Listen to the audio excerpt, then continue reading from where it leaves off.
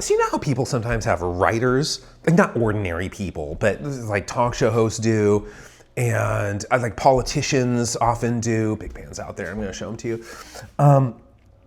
Politicians aren't like writing their own speeches. They're just reading scripts that other people wrote out loud. And I kind of accept writers in these groups, but lately I just keep encountering YouTubers who are talking about their writers. And to me, this defeats the entire point of the platform. I mean, it's in the name, right? YouTube.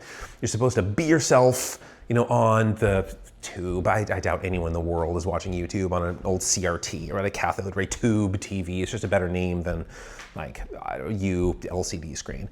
But the point is, the instant I realize someone is just reading a script written by someone else, I think that person is less, like clever and funny and smart. Like in the same way that if a musician doesn't write any of their own songs, I assume they can't, because otherwise they would be doing exactly that, because it's so much more rewarding to express yourself than it is to be the instrument other people use to express themselves. This doesn't have to be a musical analogy. There's a million analogies. Like Stephen Hawking is probably the best one. The best, like that wheelchair voice he had.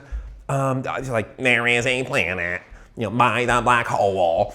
Not for a second did I ever think that voice was smart. He was smart. Like Stephen, Mr. Dr. Hawking was smart. He was the one programming. He was telling that voice the voice was nothing. The voice was just a tool.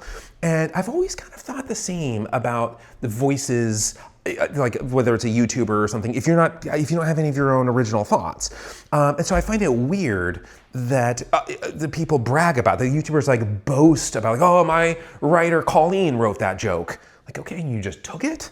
Like all you are is a wheelchair voice that other people are programming. Like, why are you boasting about it? It's an admission that they aren't thinking their own thoughts. Which, how could you not think less of people who, like, not in terms of their humanity, but they're less intelligent, they're less insightful, they're less witty, and certainly original. And those are all the reasons I would have been tuning in the first place. On the subject of, like, let's do another aside, to tune, you can't physically tune one of those LCD screens in the way that you could tune an old CRT. But let's say, because that's not interesting at all, let's say I blame a writer. Oh, my writer Jenny Colostrum wrote that joke. It's always a guy blaming a female writer or celebrating a female writer or whatever. But that's precisely the kind of line where I would just tune out forever, which is my windbaggy way of saying, I hope you are surrounded by people who think and speak their own thoughts instead of just beset by ventriloquist dummies.